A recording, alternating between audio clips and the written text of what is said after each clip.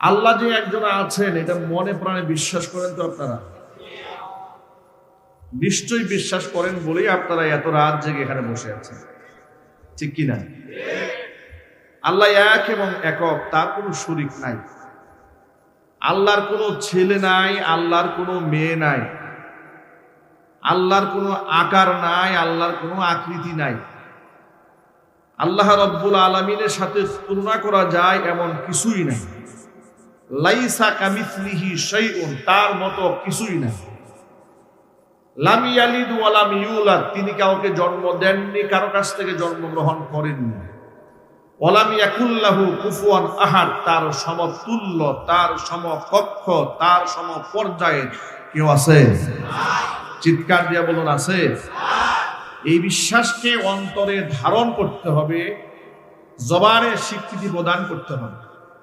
এই বিশ্বাসটা অন্তঃকরণে এমন ভাবে গাঁথতে হবে, আমাকে যদি জবাই করা হয় আমি প্রয়োজনে জবাই হয়ে যাব। আমি যদি আমাকে দেশান্তরিত করে দেওয়া হয় আমি দেশান্তরিত হব। আমাকে এলাকা ছাড়তে হয় আমি এলাকা ছাড়ব। আমাকে পরিবার পরিজন ছাড়তে হয় আমি তাও ছাড়ব।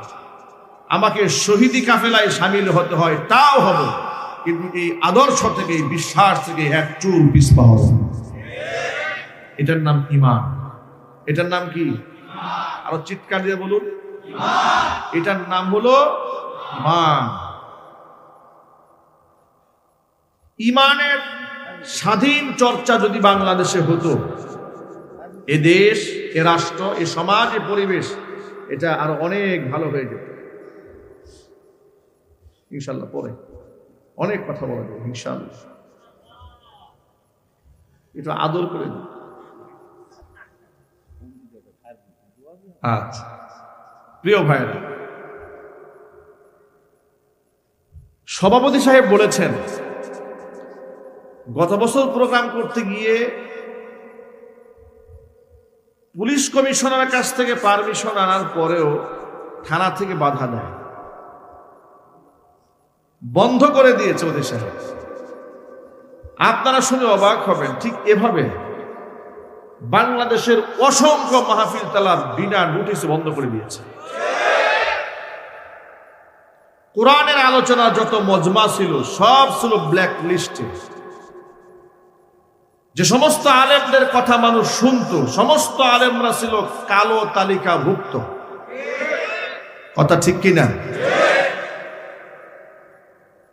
যে সমস্ত আলেমদের কথায় মানুষের ঈমান জাগ্রত হতো, ঈমানী শক্তি বৃদ্ধি পেত, ইসলামিক রেভলিউশন, ইসলামের বিপ্লব তৈরি হতো, এই সমস্ত আলেমদেরকে চিহ্নিত করে করে মসজিদ ছাড়া করেছে, মাদ্রাসা ছাড়া করেছে।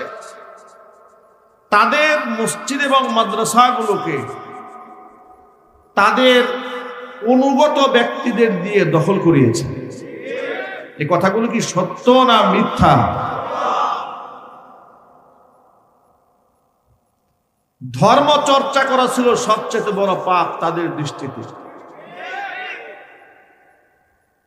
ধর্মের বিরোধিতা যে যত বেশি করত তার পুরস্কার তারা তত বেশি দিত।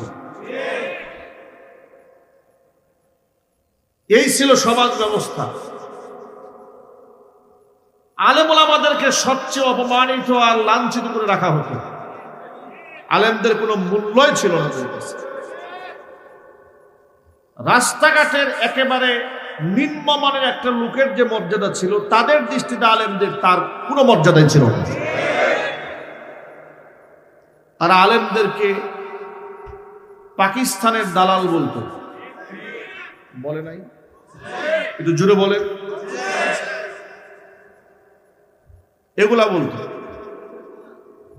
রাজাকার বলতো, আল বদর বলতো, আল শামস বলতো, মৌলবাদ বলতো, জঙ্গিবাদ বলতো, তালেবান বলতো,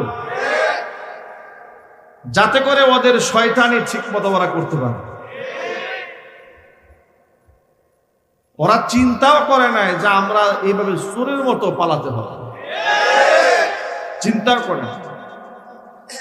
আমাদের কাছে লোকেরা এসে মাঝে মাঝে আফসোস করে বলতো, যখন আলেমদেরকে কোমরে রশি দিয়ে যখন আদালতে তুলতো ওরা, একজন আর দুজন আলেমকে? কি মনে হয় আপনাদের কাছে? শুধুমাত্র 2021 সাল থেকে 24 সন পর্যন্ত এই সময়ের মধ্যে 2600 আলেমকে মিথ্যা মামলা দিয়ে তারা জেলখানায় ঢুকিয়ে দিয়েছে।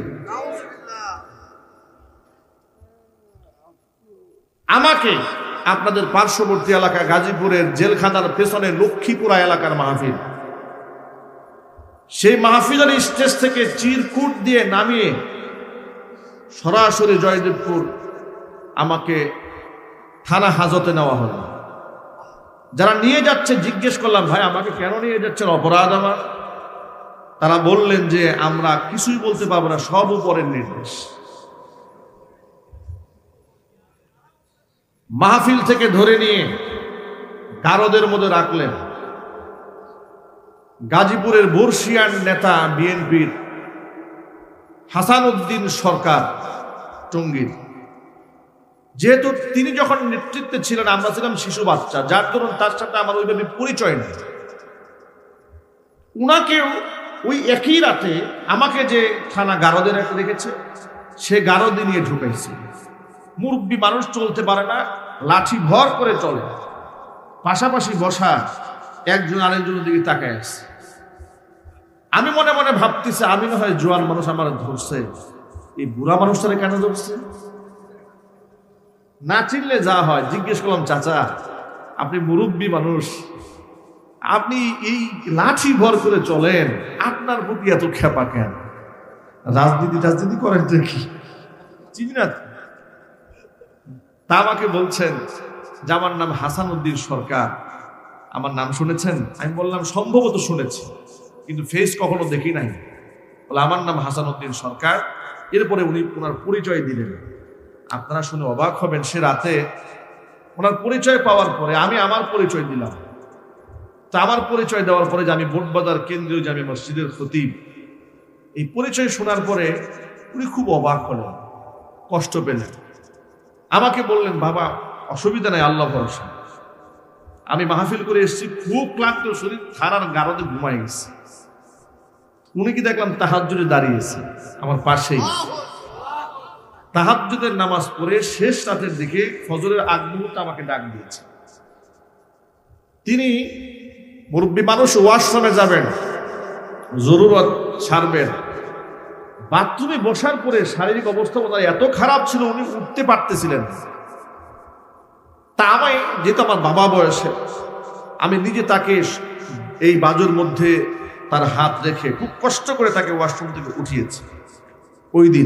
ওই দিনটা ছিল তার জীবনে একটা স্মরণীয়। ওনাকে আমি নিজ হাতে উজু করিয়েছি। সবকিছু করার পরে তা আমি দেখেছি উনি যতক্ষণ পর্যন্ত ছিলেন সেখানে খুব ইবাদতবন্দি করেছেন, আল্লাহকে দেখেছেন, জিজ্ঞাসা করেছেন, তাসবিহ তাহলিল করেছেন। দেখে খুব ভালো লাগছে লোকটাকে। আমার কাছে তার রাজনৈতিক ব্যক্তি হিসেবে না, আমার কাছে তার ওই দিনের আমলটা খুব ভালো লেগেছে। লাগার পর তার একটা প্রতি আমার একটা মহাব্বত সৃষ্টি হয়েছে, যে সারা রাত ভরে তাহাজ্জুদ পড়েছে, আল্লাহওয়ালা মানুষ, জিজ্ঞাসা করেছে, ভালো লেগেছে।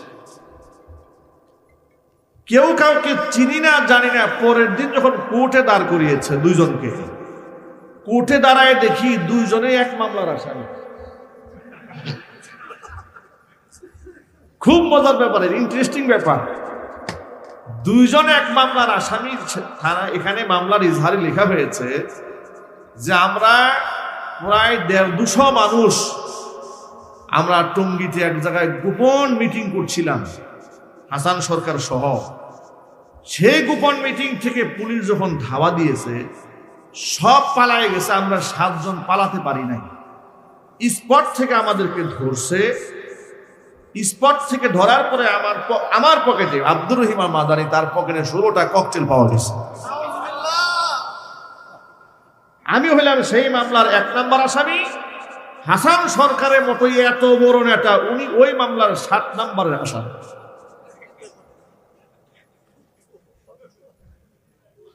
ওরা এই রাষ্ট্রকে কিভাবে চালিয়েছে এর একটা এক্সাম্পল দিলাম আপনাদের সামনে। কেউ কাউকে চিনি না জানি না, একই মামলার পার্টনারশিপ, একসাথে নাকি ছিলাম, একসাথে ধরে নিয়ে আসছে, মামলা সাজিয়ে দিয়েছে। এগুলা দেখে শয়তানে যে কত কান্না কানছে।